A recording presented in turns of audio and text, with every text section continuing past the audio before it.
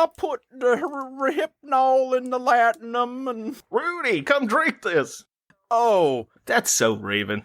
Gentlemen, let's broaden our minds.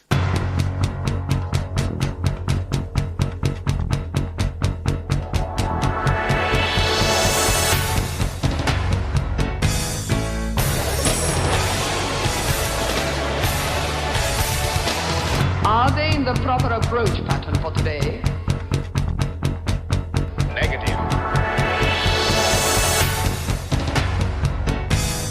All weapons! Now! Charge the lightning field. this ain't right. But my freedom.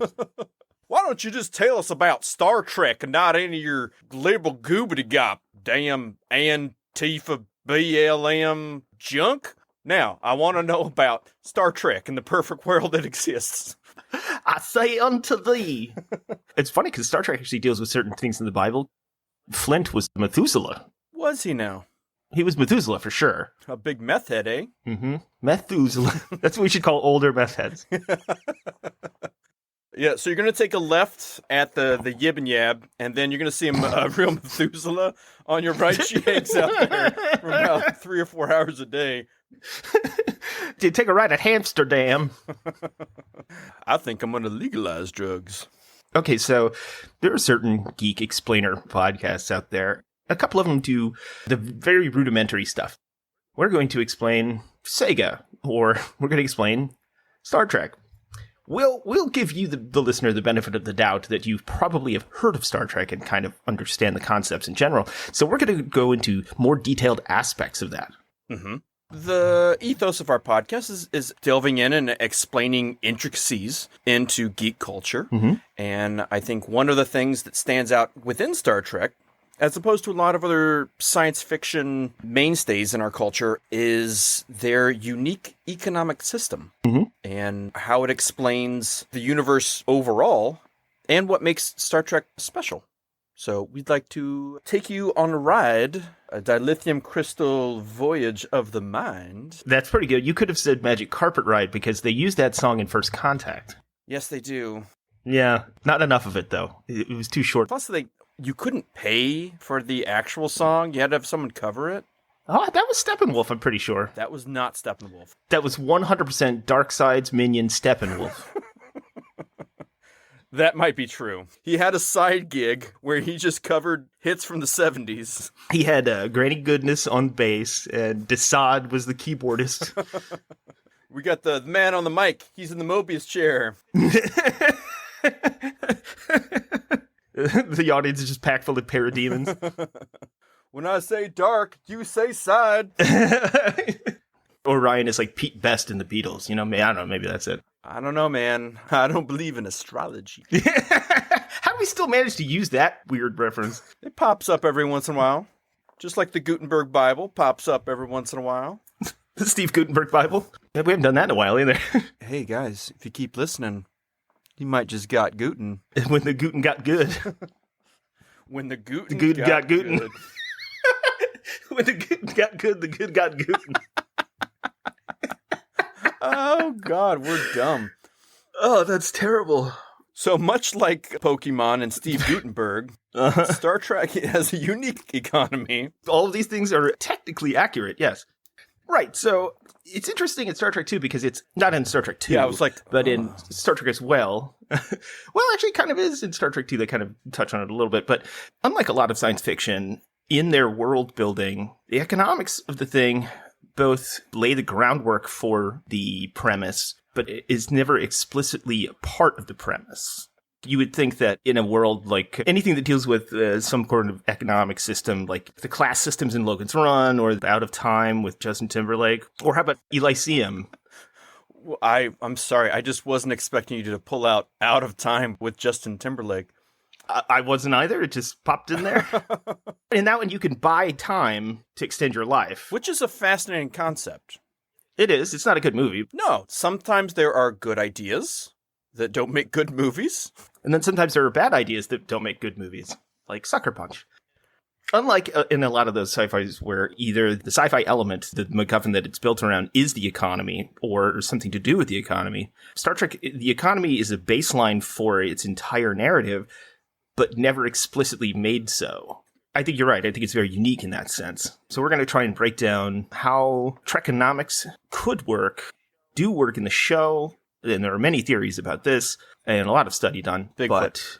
Bigfoot and then Big Boy did it. We're going to try and find some what was that, Mumbles?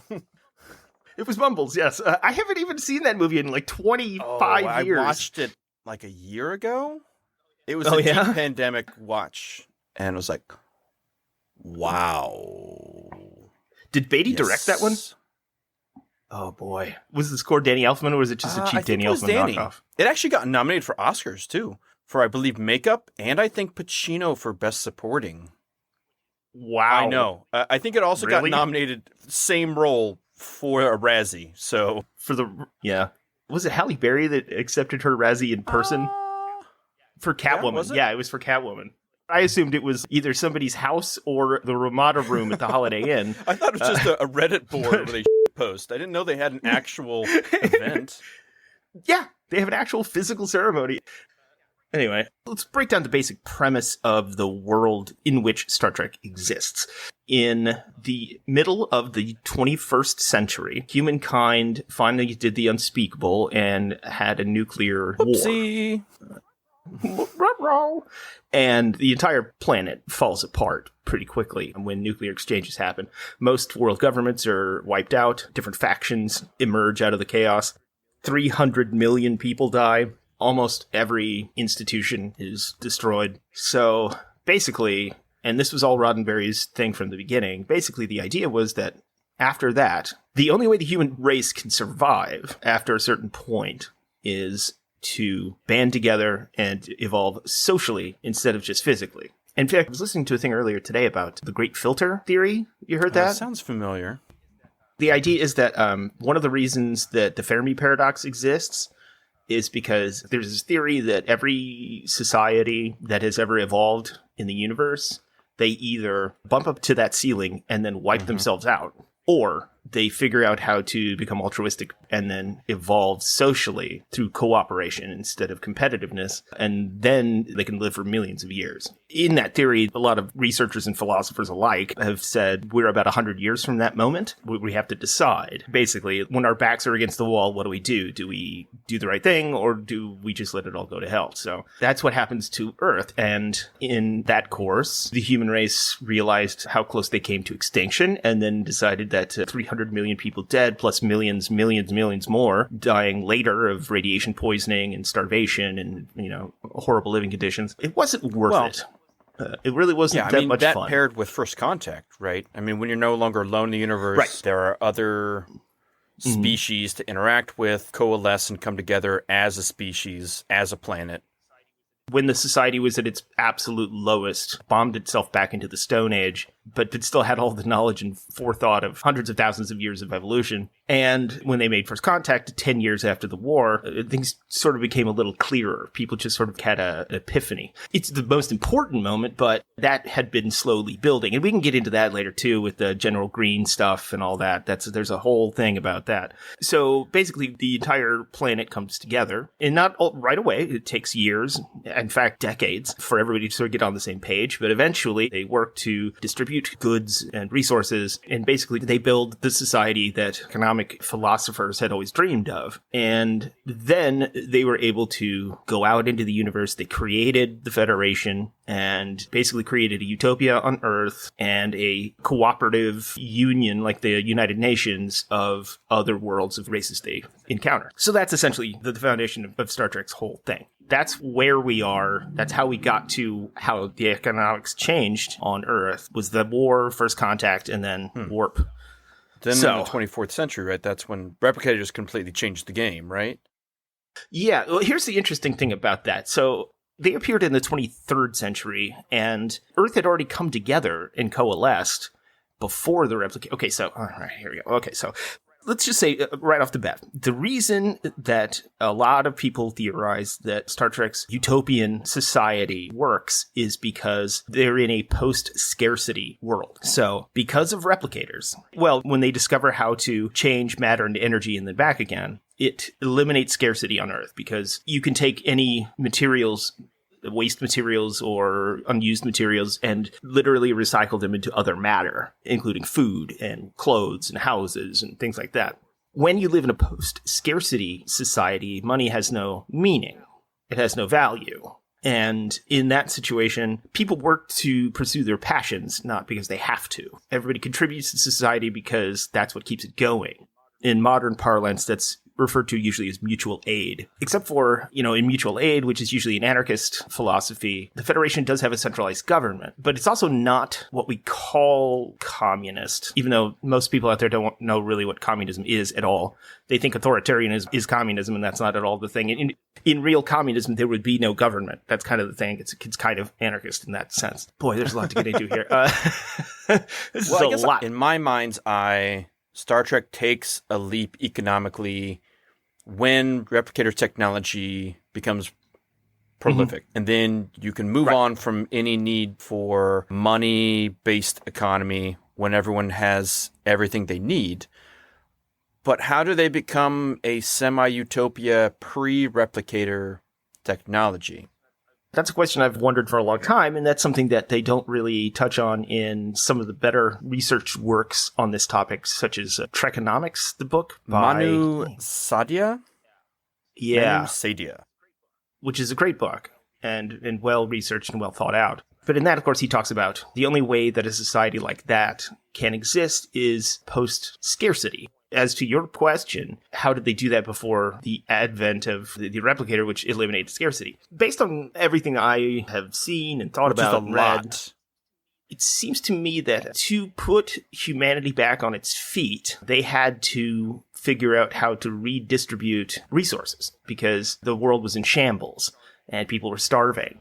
And so they most likely created a barter economy because there was no centralized government to create a standardized currency. They most likely went into a sort of collective mutual aid scenario where they all sort of agreed to do certain things, like grow certain things or make certain things and then trade them with other people. Those who needed them, basically trying to level out the distribution of resources and allocation of not wealth, but material need. And that's what brought them together and created the United Earth government. And then from there, when replicators became a thing, so there were so many people killed during World War III, there were a lot fewer people on the planet, and they figured out how to feed everybody, which we could do now, but we just don't. They just kind of like banded together and everybody pooled their resources and they figured out how to get food from the breadbasket of America to other parts of the world and, resources from other parts to America without exploiting or screwing somebody over or, or creating some sort of tiered caste system or class system at all because their very survival depended on it. So that's my theory, that since there were no governments to war with each other or argue or be nationalistic or selfish or exploit any others, everybody just kind of was like, okay, well, we got to do something here, and that's how they managed to survive. So then when replicators came along, then it was very easy to just be like, okay, we have established that we genuinely care about our fellow man. We don't want to repeat the atomic horror, which is a little outdated, but they've created a foundation despite money to redistribute resources. And Earth had enough resources for them to survive. And then when the replicator came along, they had more than enough. That's how they were able to create a perpetual utopian society. Even if you just created a replicator, like somebody would come along in today's society without the foundation of the lessons learned after World War III. If somebody came along and created a replicator, it would be patented. It would be exploited. People would be exploited somehow. You'd have to pay for access to it. Right, but not in that, because they already had a foundation of sharing and they had already threaded that egalitarian needle. Exactly. And that's literally because they had no other choice. To survive, they had to do that. And then, of course, they got some guiding wisdom from the Vulcans, too. The teachings of Surak and the idea that that kind of cooperation on a planetary scale was possible, even though humans kind of resented a lot of the guiding hand, the invisible hand of the Vulcan influence, because humans are instinctually paranoid jerks. What? So, Us? believe it or not, xenophobic, as it turns out. So that's how that worked. There are not... So... A moneyless society is not as crazy as people think. I mean, really, realistically, if you look at it, there's only been money for a couple of thousand years. Before that, it was family units or tribes or groups, city-states bartering with each other. I mean, money and the concept of capital has only existed, relatively recently. So it's not crazy to think that a world, even today, a complex society, could be not paperless. Jesus Christ. Yeah. Well, moneyless. kind of. There you go. So I did some research on modern moneyless society. Okay, so this goes into the last question before I move on to that part. In a Star Trek Voyager episode, Tom Paris makes the claim that a new world economy takes shape in the 22nd century. That's when money went the way of the dinosaur. Fort Knox became a museum, which is weird because Fort Knox hasn't been important in decades. Nobody's even on the gold standard anymore. It's all fiat money anyway. And so the actual physical currency fades away. They don't exactly tell you how, and that's where the speculation comes in. In one article that we took a lot of information from, they claim that a cultural shift takes place around then, and they claim that everyone has a job. So you have to look beyond modern-day capitalism, especially late-stage capitalism, and look for a new model of what they're going for. And so Star Trek is unique because in that society, there's no money. Well, at least within the Federation. We'll get into that too, because there kind of is, but not really. They still operate in the way that Adam Smith sort of envisioned when he wrote the yada, yada, yada, Wealth of Nations. Yada, yada, yada over the best part. It's the idealized capitalism where when everyone's left to their own devices and seeking their own pursuits, they would eventually, everything would become a utopia, which is absolute garbage and goes against everything we've ever proven ever.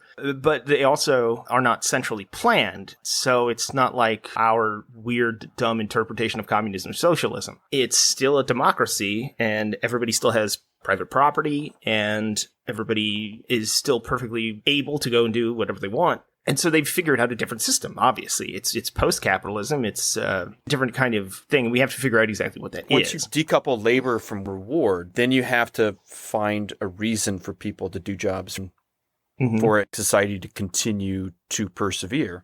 Now, whether that's, some type of reward system, where everyone is essentially wealthy and you have the ingrained desire to continue to accumulate those things, even though you're already wealthy and you don't need them. Or if it's like a ingrained societal pressure, which I guess that's what makes more sense to me, where everyone revalues how each job is done. So whether you're cleaning toilets or the president of the Federation, there's an equality there. But not a complete disillusion of the individual, like sci-fi writers used to say about communism, which is garbage as well. It's a celebration of the individual, not a stripping of the individual, which is different than the Borg, for instance. Like, it doesn't matter what you think. You're all the same because you all are forced to do this. Because you're not in this evil communist ideal. You have a central agency that determines everyone's worth and what they should be doing. And then you're thrust into these jobs that need to be done. But in Star Trek, you get to choose what you want to do, whether that's be a painter, grow grapes, work on a starship, whatever you want to do. Which, I mean, maybe it's just harder for me to understand how certain grunt work is still done. As I was going through this of Ryza, the pleasure planet. Thousands of masseuses. And I suppose these people just want to bring relaxation and pleasure to somebody the same way they have people making meals or fluffing pillows. But is that all rewarding enough for them to do that day in, day out? Yeah, I mean, that's a valid question. First of all, their cultural identity is essentially service.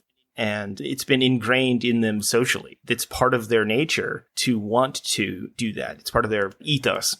You know how, like, in ancient Greece, you were obligated to be kind to travelers or strangers because you never knew if they were a god or not. And so that was like ingrained into their behaviors, even though in modern society, people like in America, everybody hates strangers. And yeah, but that's also kind of, everybody's horrible. That's a sort of Damocles hanging over your head. If you're not proper to the stranger, something bad might happen to you. Right, but that's still a practice, even though it doesn't directly come from that anymore. It's just like ingrained. Midwestern politeness. Yes, it's a lot like that. Where it's like we naturally will wave at people, say hello. It's like bad drivers in Oregon. Is that a thing? Oh, it's a horrible thing. Yes, I don't think a day went by where I didn't see somebody just blow through a red light. Like people had already started entering the intersection and they'd blow through it. Yeah, it's terrible. So in the case of Rise, I believe that is their cultural identity. And their social system, it's sort of built around that. And I know that's kind of vague. Yeah, no, I get that. Explanation, but there's only one episode where they ever get into the sociology of Ryza, and that was in DS9, of course. Yeah. But even then, they don't give us a whole lot. You can expand that out to, let's say, just Earth, the home world. And, you know, if people are just doing menial tasks or serving coffee, is that rewarding enough? It's almost like a cultural paradigm that's tough for my mind to adjust. Especially being in service industries for most of my life. I get the rewarding aspect, but people tend to be so shitty. That's just what I imagine people dealing with. Especially when you transpose that, let's say people within the Federation, you know, Earthers are understood. They have a social contract with each other. They understand how to interact with each other, that they're all working for the same goal. But when they interact with a Ferengi, you know, or Cardassian, and they're not that same way, I don't know. It just opens up questions. Is there a breaking point for that? Maybe once you bridge things outside of your utopian bubble? I just wonder, what breaking point do you have? One of the interesting things about Star Trek that they do, I think they tackle those issues indirectly in most series, even in the original series. The idea that Earth did a thing, figured itself out, it got it together. And they created this new moneyless economy and society that changed the entire social structure of the human race. But there are still people out there like Harry Mudd, who's a con artist and a scammer and worked for money. They run into humans all the time that are materialistic, capitalistic, do things for material gain. I always interpreted that as the system the Federation uses, especially on Earth, is voluntary. It's just so beneficial that if you can't wrap your head around it, or you're on a different path, or you're a different kind of person, you're free to just go anywhere and go do that. You can go trade with Ferengi merchants or Nausicaan raiders or whatever, and you can go earn gold press latinum or what have you, and who cares? Have fun, you know, whatever. It's not like humanity is homogenized in its thinking. They don't pretend like everyone in the entire world got on the same page. Those who didn't get it, those who didn't want to participate, they left. And that's fine. What was the point otherwise? What else are you going to do? Step past this line. So say we all. That's why you see a lot of human colonies out there that deal with commerce and trade and stuff that you wouldn't think the Federation would really be into all that much. Human beings are a diverse thinking species, mostly for evolutionary reasons. But to answer your question a bit more directly, the idea that, yeah, there are grunts. Absolutely. There are still busboys, and there are still waiters, and there are still, janitors. Janitors. From what I understand is people who want to work do. And they want to feel productive, and they want to feel a part of something greater than them. And if you join an organization such as Starfleet, for instance, it's prestigious to be in Starfleet. And it's an opportunity to explore the universe and to be a part of something bigger. And so the people that do those jobs are usually the ones who say, I'll do anything to go be out there or do this thing or just be part of society. Because, like, I know it's idealistic. When people are able to explore or do their own thing, they usually do. The idea of the welfare mom and all that garbage, everyone kind of wants to be productive. Of course, there are a tiny percentage of people who are just kind of lazy or whatever. But when there's no material gain by being lazy, they figure out something they want to do, or at least do something, anything. Get out of the house, do something. And so, like, there is a percentage of people who they feel an obligation to pay back society, or they honestly are just bored or pressured by society, by their families, or they're in something like Starfleet where they just need to be a part of it. And knowing that they can still climb the ladder without it being a financial one. I mean, Starfleet's the Navy, essentially, right? So there's always those guys that peel potatoes on a World War II era aircraft carrier, right? Those guys exist. There are still cooks and janitors on those ships. They do get paid, technically, but you think that's why they're there? It's not. It's to serve a function. It's to serve something greater than themselves. And so they were willing to do the crappy jobs, the dirty jobs, because they know it's important for the greater Right. good. It's like an economic organism. It needs all parts to push in the same way. Mm-hmm. You know, I'm also not taking into account that this has been hundreds of years of thought. This is a new social contract that people function under, a completely different paradigm people think in. Yep. It can be hard to acclimate in my 21st century brain.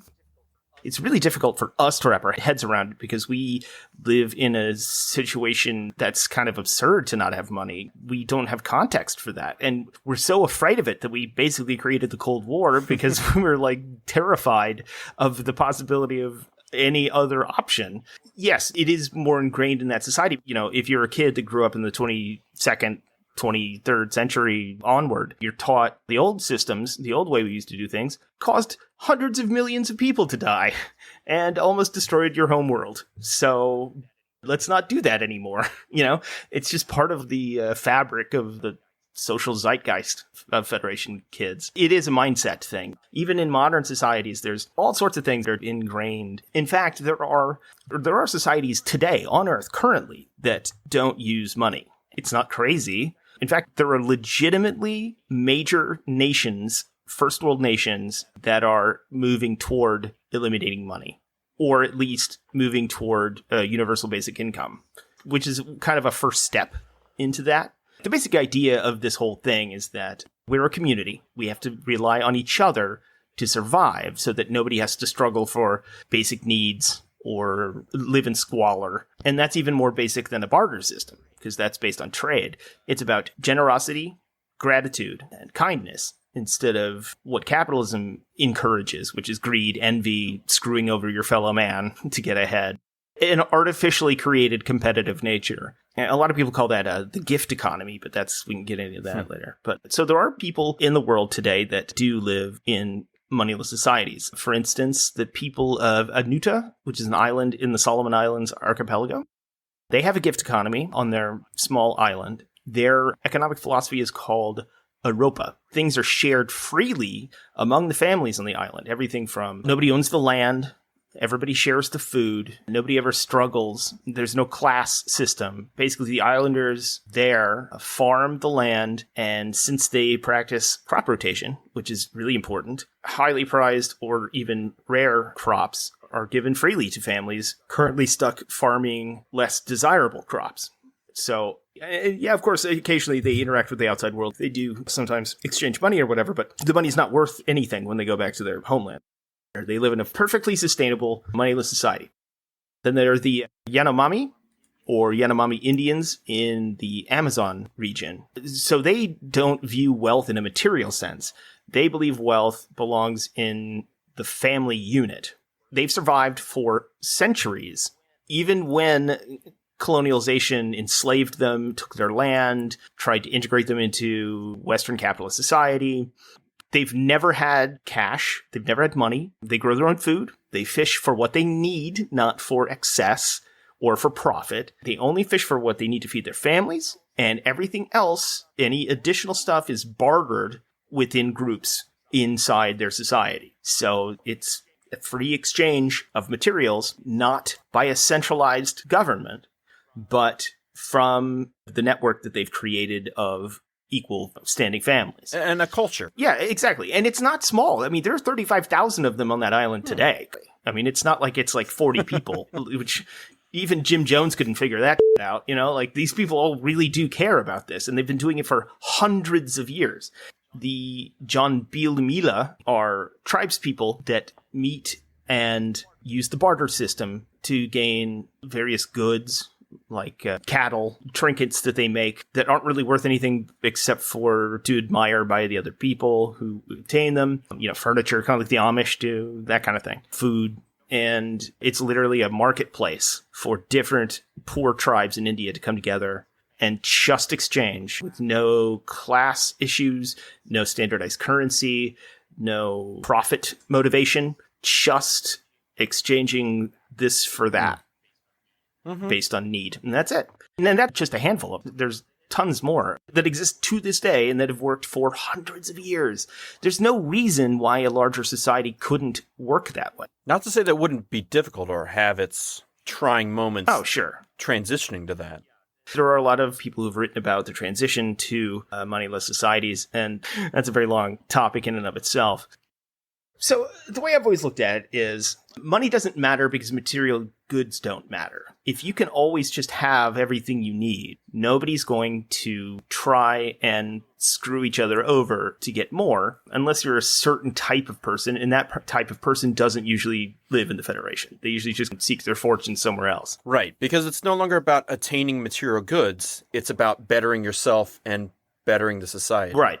As soon as the moment came when it was really easy to just get food and get housing and wear clothes without having to be exploited by someone with more material goods than you, everything seemed a lot more equal. Shocking, right? And that's kind of the fundamental way the whole thing works. Now, that is not to say that the Federation doesn't have money. They kind of do. But the point of their money is to interact with cultures that still use money. Kind of. So it's very similar to what the Soviet Union did. And the Republic of China for a while tried to do during Mao's time. And really most of the time during the Soviet Union when they were being completely bankrupted by the US's military spending. Basically everything was supposed to be distributed evenly. And even trade with other nations wasn't currency-based. It was resource-based. But when they realized they didn't live in a post-scarcity world was the problem. And so they ran into scarcity issues, especially from capitalistic pressures outside of it, intentionally. So they eventually had to rely more and more on actual currency, the ruble, even though they didn't really want to. China was the same way, even though China is not communist in any way, shape, or form, or even what Americans think communism is. They've been a capitalist society for many decades now and are killing it at that. They are like archetypal capitalists. They're the perfect capitalists. They're fascio-capitalists. So, great. They just call themselves communist.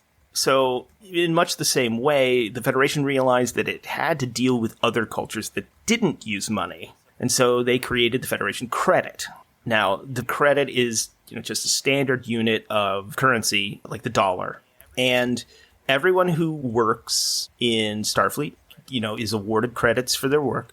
And everyone who lives on Earth has access to credits as a universal basic income. The thing is, it's never used on Earth. There's no credit exchange, because what's the point?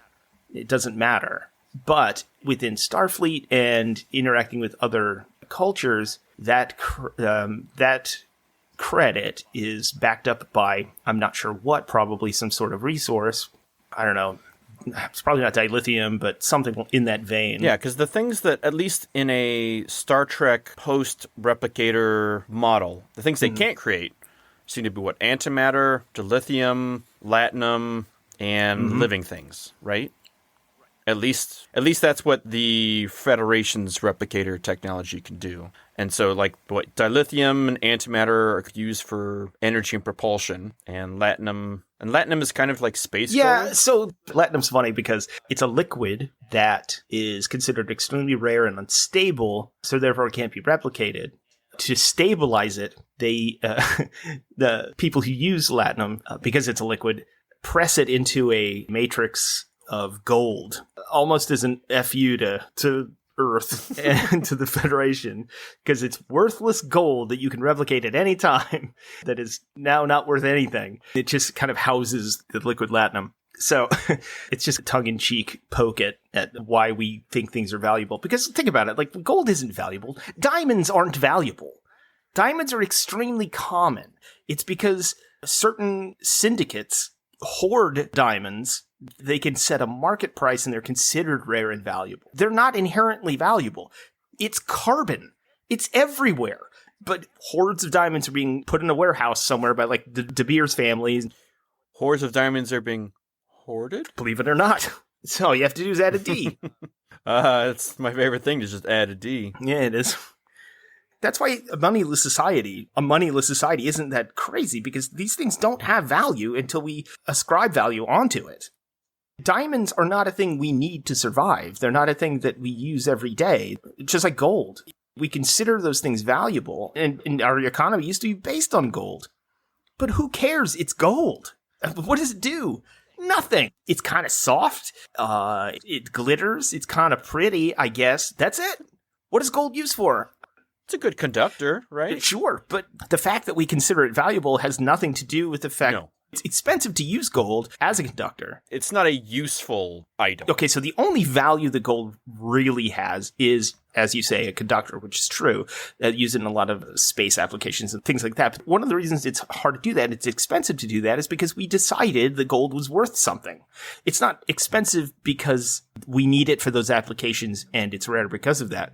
It's because people just decided that gold is pretty and they wear it everywhere. And so now it's super expensive. And so it's expensive to put it on spaceships. Same thing with copper. It's the same problem, except copper is actually more rare. The only value is its usage as a conductor or as in those industrial scientific applications.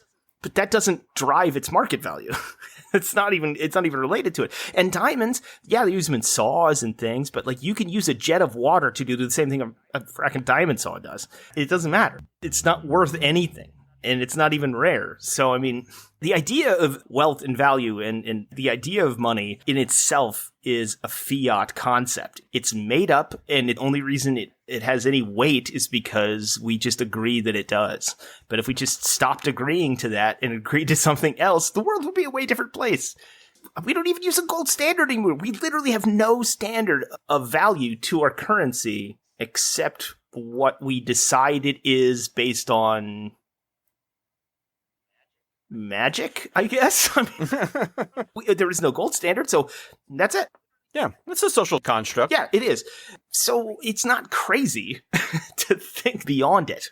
But the Federation does use a unit of currency called the cred.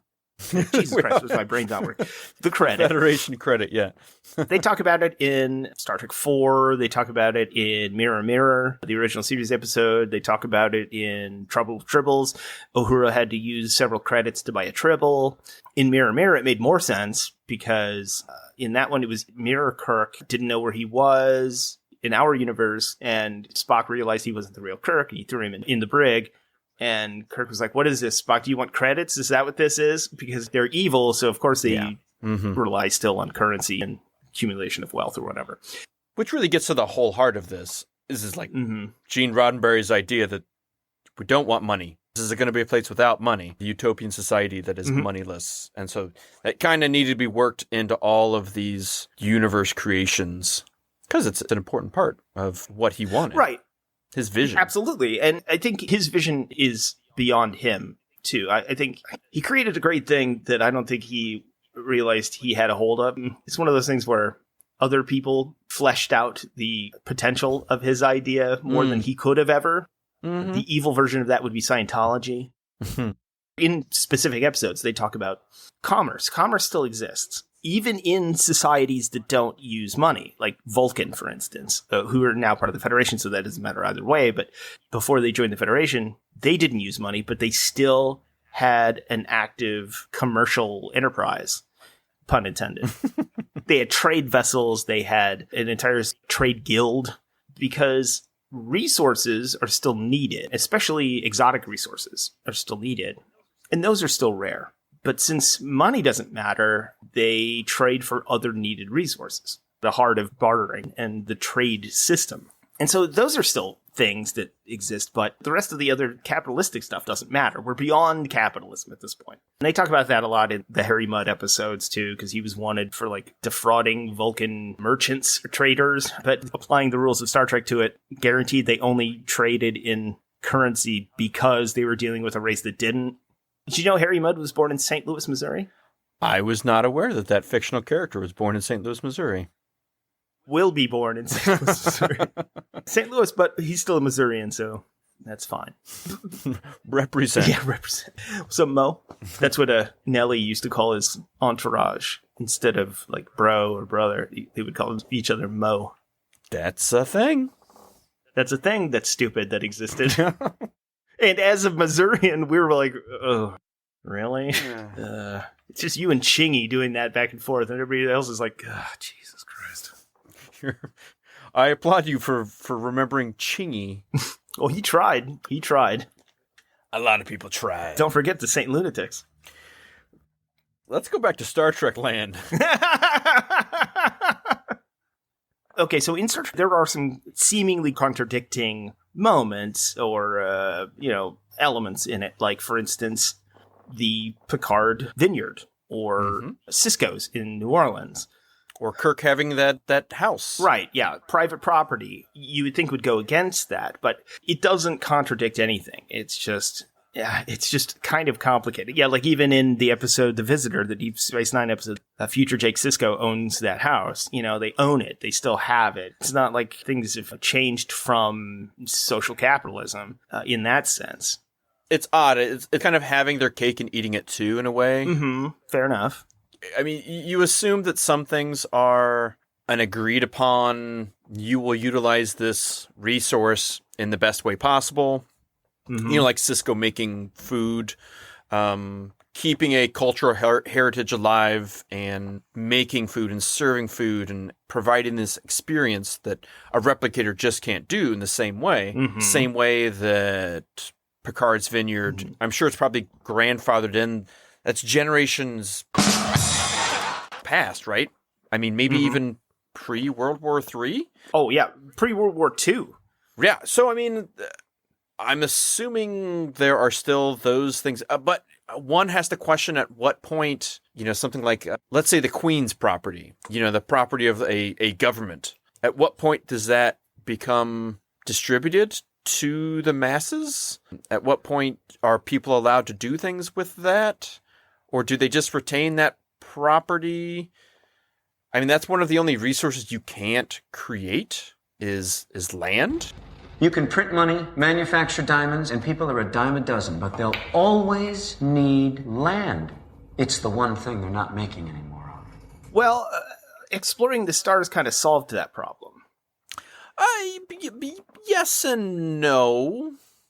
I mean, it's debatable whether, Slarfnock 13, in the Lorenzo Lamas system is going to be as valuable as, an ancient castle in Scotland. The shape of a duster. It's a constellation in the shape of a duster. They do deal with that in certain aspects. Kirk grew up, partially at least, on a colony that was starving because they didn't have certain resources because of a blight. The Federation had to bring in supplies, but Kodos, the de facto leader of the colony, decided that after 6 months of not having food, that he had to make a tough decision and execute half of the colony so that the rest of them could survive. And then the next day, the Federation shipment showed up. So, I mean, that's still an issue. Tough one. Yikes. Actually, I did a Memory Gamma episode about Kodos, and I think that's a fascinating character. But for instance, with Picard's Vineyard, he's just had that land. And there's enough of a demand for real wine, for real, something real, not replicated, that it kind of, justifies the existence of that winery still. Nobody's going to take it from them. Nobody's going to because we already have enough farms. So in Star Trek, Earth only has 4 billion people. Everyone else kind of took off. So there's way more land, way more room, way more resources for everybody who still lives on Earth. And so it's a lot easier for them to just be like, we don't need your land for, let's say, growing soybeans or whatever, because not only do we have replicators, but there are less mouths to feed. So, knock yourself out. Have a winery. That's cool. And that's where the space exploration thing came in. And same thing. Interesting thing, though, I believe the system for... You have to wonder, like, how do you get a house? How do you get, how do you live where you want to live? Things like that. Right. Because one would assume that there is some type of stipend that is provided by the Federation to each person, which makes them wealthy in terms of covering all of their basic human needs, but it also doesn't allow you to, like, own a starship. Right. You cannot own a starship. Mostly because that's you could. Really hard to do. You can work your way and, like, build up enough credits or invest in other monetary systems that allow you to buy a starship at some point in time. Yeah, you could do that. But, a replicator can't build a starship for you. No. And that's kind of above and beyond. But one would think maybe a house is doable? Oh, absolutely. And it comes down to each community. Let's say you get a job at Starfleet HQ in San Francisco, and there's limited housing available. How do you get a good place trying to outbid someone else? Well, in that situation, it's most likely that that Starfleet owns a certain number of places, or the local government owns the ability to distribute housing. It's kind of like how things are in DC, like in DuPont Circle and all that, but you don't have to worry about the money part. It's about your role in society at large, and not in a class way, but in more of a convenience way. And not only that, but also you have transporters. You don't really need to be next door to your work. If you've got a fracking transport, you could live in Le Bar, France, and transport to San Francisco, and that's not a big deal. So once again, the matter energy conversion is kind of the biggest linchpin in the entire thing. Yeah. Yeah. Well, case closed. A lot of the writings, they deal with how people in a capitalist society can wrap their heads around this concept. So we can explore that a little bit. So some of this comes from that article we cited earlier, but imagine there's some level of welfare benefits in every country. Imagine that as the economy became more efficient and wealthy, the society could afford to give more money in welfare benefits and chooses to do so. Then imagine that this kept happening until society could afford to give the equivalent of something like $10 million at current value to every man, woman, and child. And imagine that over the time it took that to happen, society got its together on education, health, and dignity of labor. And then imagine that a self-same society frowned upon the conspicuous display of consumption, and there was a large amount of societal pressure, though not through laws, on people that evolved them into not being obsessed with wealth. That doesn't sound crazy. And that's essentially Star Trek. It basically becomes a situation where you don't have to work unless you want to. And most people want to, as it turns out. It turns out that that's way more productive. It's way more efficient. It helps decouple labor and monetary compensation. And it's fulfilling. Yeah, exactly. As a human being. Well, and labor producing capital in that scenario is no longer the basis for economic activity. So now the economy focuses more to resources and the needs of the citizens. Welfare becomes the basis of the economy instead of monetary gain through the exploitation of labor. Mm-hmm.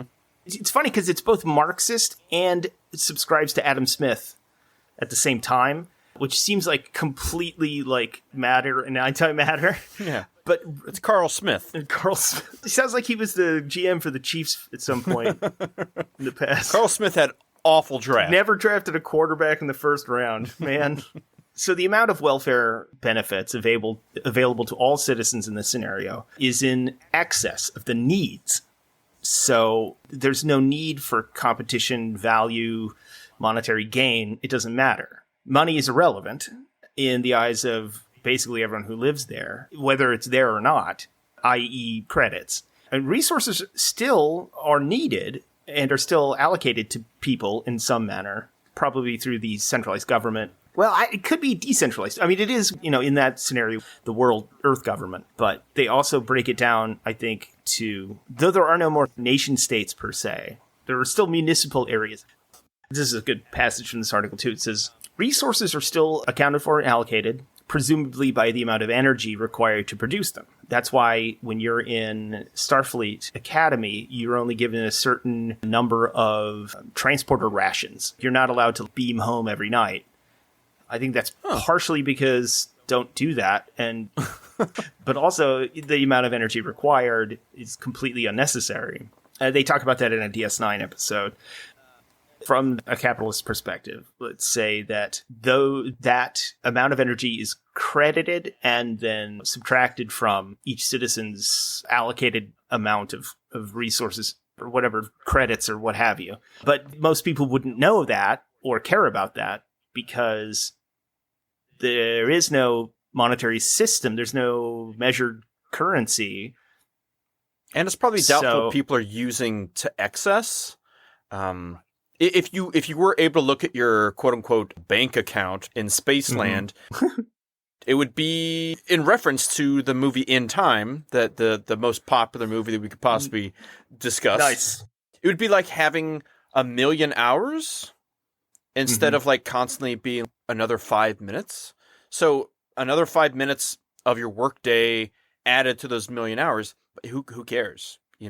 You're never getting up to your limit, ideally, theoretically. Yeah. Yeah, I mean, the idea is that citizens have no financial need to work. I mean, they have enough benefits and resources to provide a comfortable life, not even just survive, a comfortable life. Universal healthcare, education, everything is basically provided for you if you want it. It's not pushed on you, or no one's exploited by, giving it to you. And yeah, some people don't work. So what? Good for them. They can become writers or artists or whatever. Most people will still work. They will still pursue their passions, especially in a non-materialistic society, because they have to look for satisfaction in other ways. Yeah, sure, there are probably lazy people. Fine, whatever. That's fine. But there's a lot of social pressure there. Society's entire concept of that has changed. And they're so non-consequential that who cares? Go eat, pray, love. Who gives a shit? Go do it. Yeah. Have fun. You're going to come back and write a book. I know you will. So, I mean, it's fine. It doesn't matter. There's no welfare madam straining the system because the system's not strained. It's fine. It doesn't matter. In that scenario, most people will do something. And so that's why they gravitate toward institutions like Starfleet or like some sort of organized, labor, because a lot of people who aren't artists, who aren't writers or whatever, are going to be looking for direction. They're going to be looking for purpose, looking for someone to tell them what to do on a day-to-day basis. And then they're just going to get a job, even if it's janitor or a cook or a whatever. And the rest of the people are going to do it because they want to do it. Ben Sisko's dad owns a Creole restaurant in New Orleans because he wants to, because he's passionate about the culture, the food. The profit doesn't enter into it, and he works his ass off because he wants it to be the best thing possible. It's nothing to do with the monetary gain whatsoever. Same thing with Chateau Picard. They don't make money. There is no money. They want to make wine that people appreciate. Right. They may use that and sell it, maybe for Romulan ale. Maybe there's a trade system. Sure. But on Earth, it's more like, it's kind of like, you know what it is? It's kind of like registering for Comic-Con tickets. It's not about the money you do it. It's about being there first and being some of the few that get there, have the opportunity to go. So if Chateau Picard comes out with a rare vintage, money be damned. It's about the prestige of being one of the people to get it. And that's also why people will climb the ladder in Starfleet, moving up from ensign to lieutenant or getting out of the kitchen or what have you. Those drives will still exist. Yeah, there's still avenues for personal fulfillment. And they're just not tied to your survival any longer. The idea behind most of that kind of commerce, that kind of money-based commerce, is ultimately about survival. But when you live in a society like, for instance, the United States, where so many people have so many resources, the idea that money is based on survival is absolute nonsense. Jeff Bezos and Elon Musk have more money than God, and they don't need it. They can't use it. They don't do anything with most of their money, and they only got it from the system that was designed to help with people's survival, ostensibly. So they're going to survive. That's not a problem. So at that point, money is pointless. It's absolutely pointless. If survival's off the table, if material need is off the table, who gives a shit? At that point, if you live in a society where material needs are not important and you're rich, you're just a collector. You're just collecting money. Yeah, there's no need for conspicuous consumption at that point. Not at all. Which is not for all races within the Federation, nor races outside of the Federation. That's right. I mean, the Ferengi are a great example. The Ferengi are a fascinating culture, mostly during Deep Space Nine, when they actually give them real motivation instead of making them hand-wringing, snidely whiplash villains. Yes. Yeah, I mean, they're stupid. In TNG, they're horrible. They were almost faceless It's orcs in space is what it was. But they made them so cartoonishly stupid. Like, the big ears, and they're tiny, and they're sniveling. They had no choice but to kind of go down that route. They wanted to make them like the Romulans and Klingons, and we're like, but they're just kind of dumb.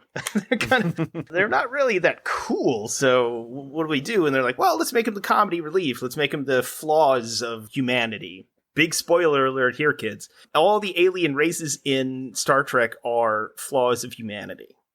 What? Sorry if this shatters your worldview. Just as humanity is the idealized version of humanity, all of the other races in Star Trek are humanity's flaws, which is kind of xenophobic if you think about it. But, the Romulans are the imperialistic ones. The Cardassians are the fascist ones. Klingons are the noble warrior spirit, like the Vikings. The Ferengi are the capitalists. Are the Vulcans like the... It's our struggle with our humanity. It's Right. our struggle with reason versus... emotion. Passion. Yeah. That's literally. And they're interesting, too, because the Romulans split off from the Vulcans, and they went down a different path, and they became basically the Roman Empire. And they share a lot of similar characteristics with the Cardassians, which they totally play up in DS9, because fascism and imperialism not necessarily mutually exclusive. So... And then you get into the Dominion. They wanted to make a multi-tiered society like the Federation is, but evil. Then you get a lot of commentary in that. Do the Borg. They're just, they're McCarthy communists. They're the elimination of self and individuality. And basically like every dystopian anti-communist alarmism that happened in the middle of the 20th century, that's the Borg.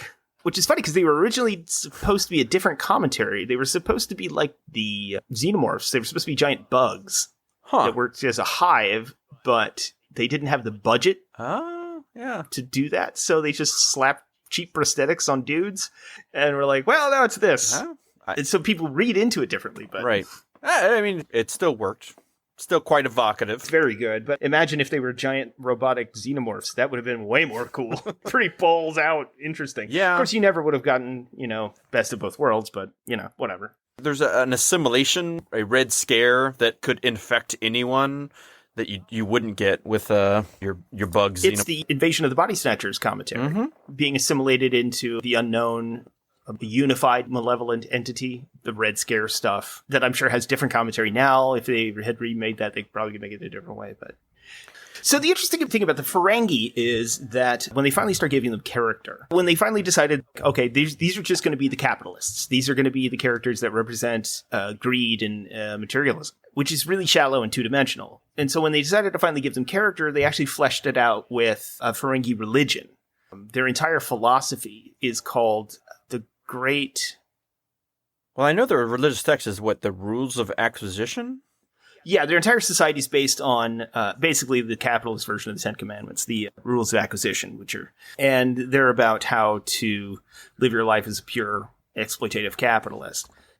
How to be American. Yes, exactly. That is the commentary being made. For as bullshit like Red Scare as the Borg are, the Ferengi are the opposite.